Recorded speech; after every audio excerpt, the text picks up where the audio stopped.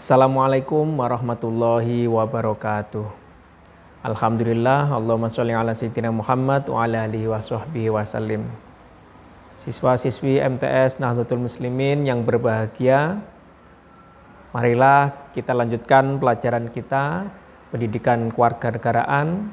Namun sebelumnya kita awali dengan membaca basmalah. Bismillahirrahmanirrahim. Baik, kali ini kita akan mempelajari tentang Pancasila sebagai ideologi terbuka. Tentunya kemarin pada pertemuan sebelumnya kita telah mempelajari tentang hakikat ideologi terbuka. Apa itu yang dimaksud dengan ideologi terbuka? Tentu kalian harus masih ingat, jangan sampai dilupakan. Dan selanjutnya kita masuk ke pelajaran berikutnya, yaitu Pancasila sebagai ideologi terbuka. Diharapkan setelah mempelajari ini kalian mampu menjelaskan arti Pancasila sebagai ideologi terbuka. Kedudukan Pancasila sebagai ideologi terbuka ada 3 hal, yaitu Pancasila sebagai dasar negara. Yang kedua, Pancasila sebagai pandangan hidup bangsa. Dan yang ketiga, Pancasila sebagai ideologi negara. Masing-masing kalian harus mampu menjelaskan masing-masing kedudukan Pancasila, yaitu sebagai dasar negara, sebagai pandangan hidup bangsa, dan ideologi negara. Kita lanjutkan apa yang dimaksud dengan Pancasila sebagai dasar negara, pandangan hidup bangsa, dan ideologi negara. Ya, kedudukan Pancasila sebagai ideologi negara. Yang pertama, Pancasila sebagai dasar negara. Apa artinya? Yaitu Pancasila dijadikan sebagai dasar dalam bernegara. Nah, nanti kalian bisa lihat LKS di halaman 9. Pancasila dijadikan sebagai dasar dalam bernegara, sehingga pedoman dalam bernegara yaitu berdasarkan Pancasila.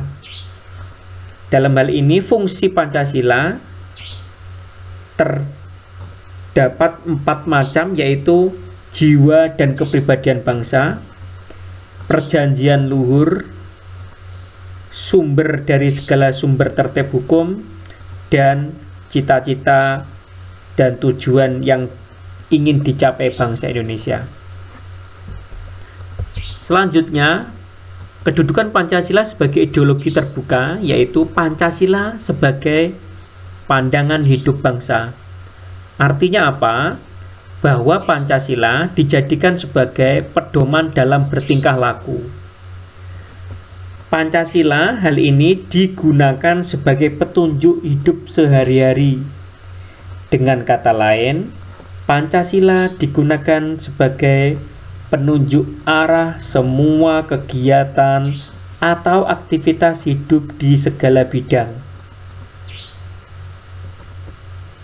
Nah, Pancasila sebagaimana yang tercantum dalam pembukaan UUD 1945 harus dihayati dan dijadikan sebagai pandangan hidup bangsa. Berikutnya, yang ketiga, kedudukan Pancasila yaitu sebagai ideologi negara. Dalam hal ini, Pancasila dijadikan sebagai landasan ide atau gagasan dalam bernegara demi terwujudnya cita-cita dan tujuan negara Indonesia. Berikutnya, perwujudan Pancasila sebagai ideologi terbuka.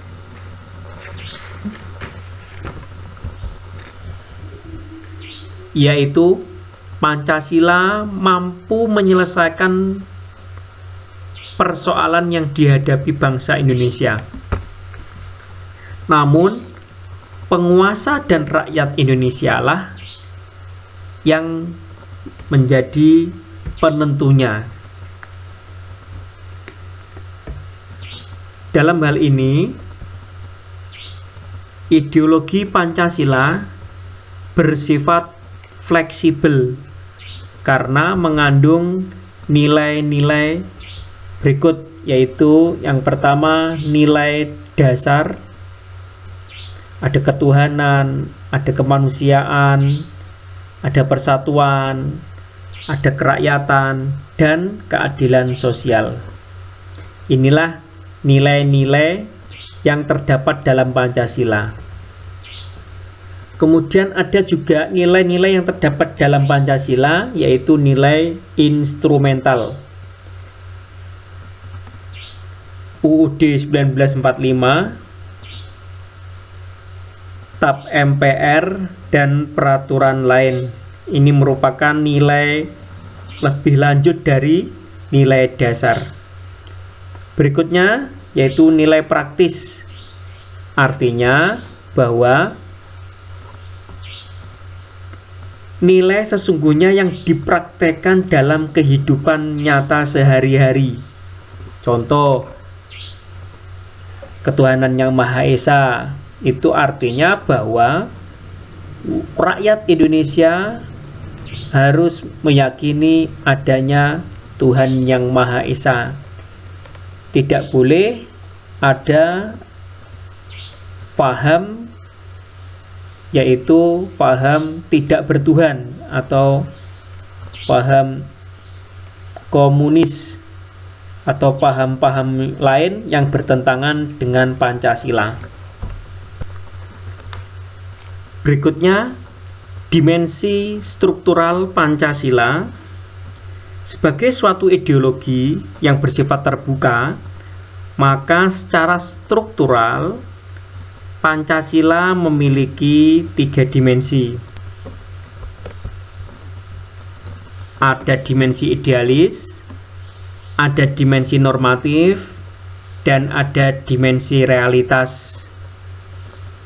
Idealis artinya bahwa Pancasila itu sistematis, rasional, masuk akal.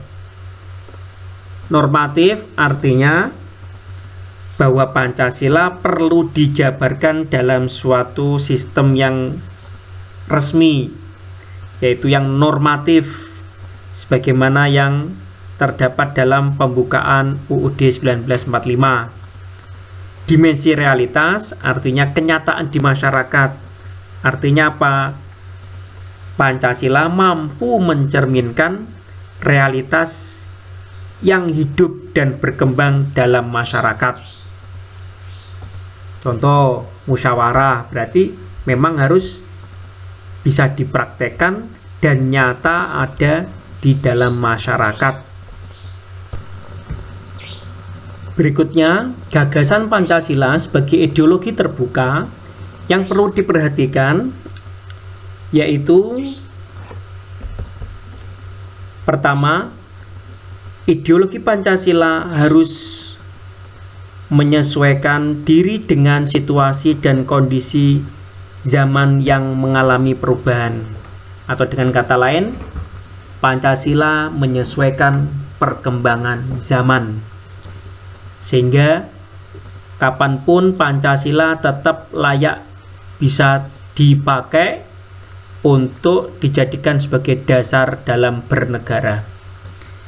Yang kedua, Pancasila dapat dikembangkan, yaitu Pancasila dapat dikembangkan sesuai dinamika kehidupan bangsa Indonesia dan tuntutan perkembangan zaman secara kreatif. Berikutnya, Pancasila mencegah berkembangnya paham liberal. Masih ingat pelajaran yang lalu? Liberal adalah paham yang menjunjung kebebasan mutlak. Jadi sebebas-bebasnya, tidak peduli dengan hak-hak manusia lain. Berikutnya Pancasila, larangan berkembangnya paham ekstrim. Paham-paham ekstrim yang bertentangan dengan Pancasila. Contoh, paham-paham yang ingin mengganti ideologi Pancasila dengan ideologi lain, baik berdasarkan agama maupun berdasarkan dengan ideologi-ideologi yang bertentangan dengan ideologi Pancasila. Selanjutnya, perwujudan nilai-nilai Pancasila. Sila-sila dalam Pancasila ada sila ketuhanan, yang kedua sila kemanusiaan, yang ketiga sila persatuan, yang keempat kerakyatan, yang kelima ya betul keadilan. Nah, sila-sila tersebut yang ada di dalam Pancasila merupakan satu kesatuan, itu tidak bisa terpisahkan. Masing-masing harus dipahami secara menyeluruh 1-5.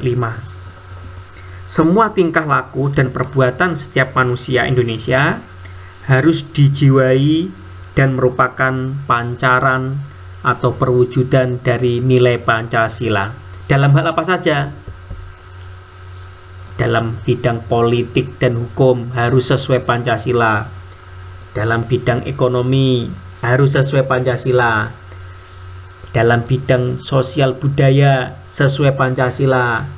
Dalam bidang Hankam, singkatan dari pertahanan dan keamanan, juga sama, sesuai dengan Pancasila.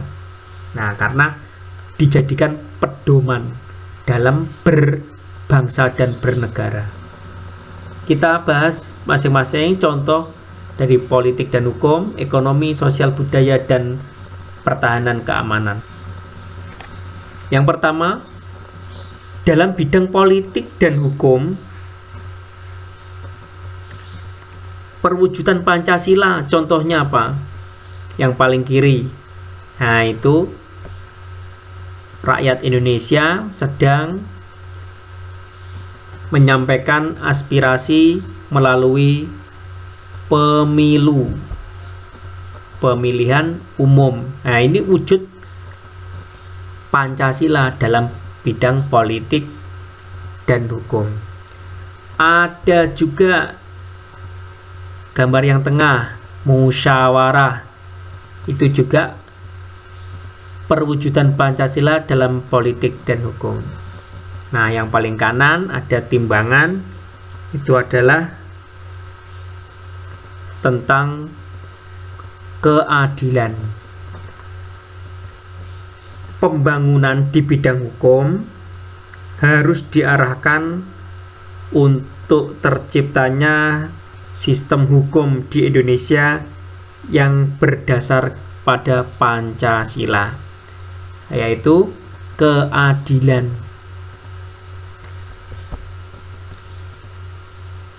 Hukum yang bersumber pada Pancasila. Selanjutnya dalam bidang ekonomi,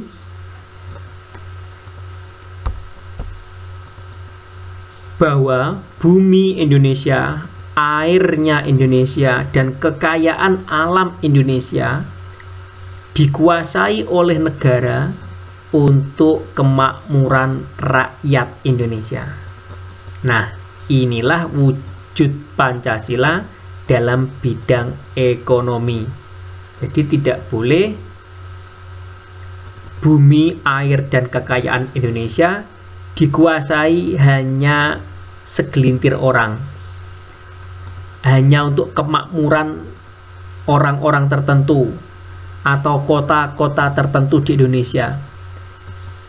Karena menurut Pancasila, kekayaan Indonesia melalui seluruh buminya maupun airnya harus untuk kemakmuran rakyat Indonesia. Berikutnya dalam bidang sosial budaya.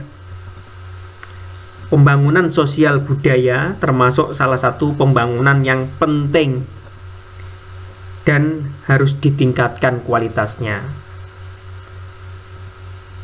Seperti dalam pembangunan aspek lainnya, Pancasila juga menjadi dasar dalam bidang sosial dan budaya.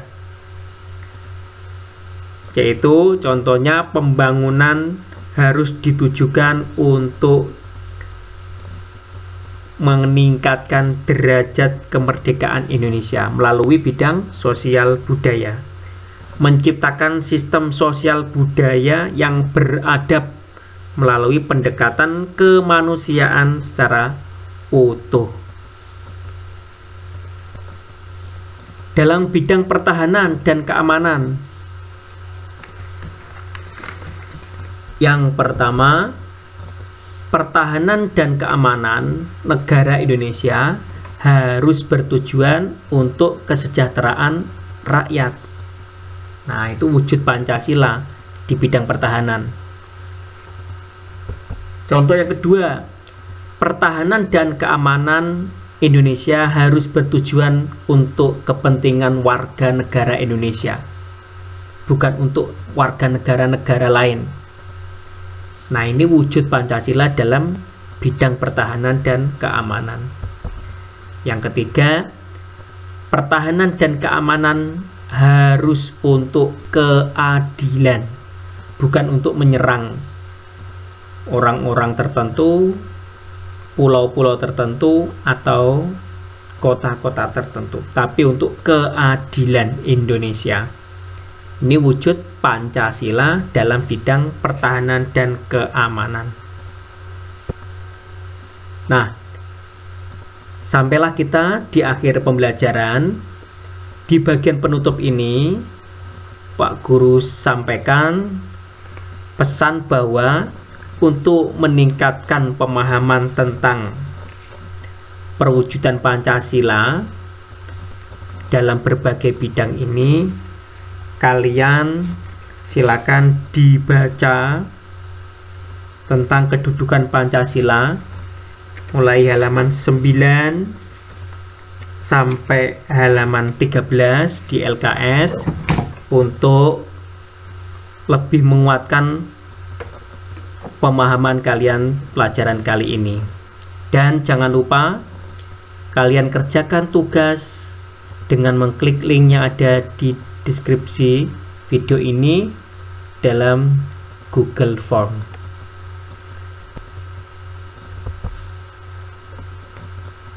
Sekian dan terima kasih.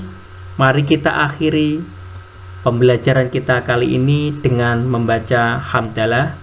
Alhamdulillahirabbil alamin. Assalamualaikum warahmatullahi wabarakatuh.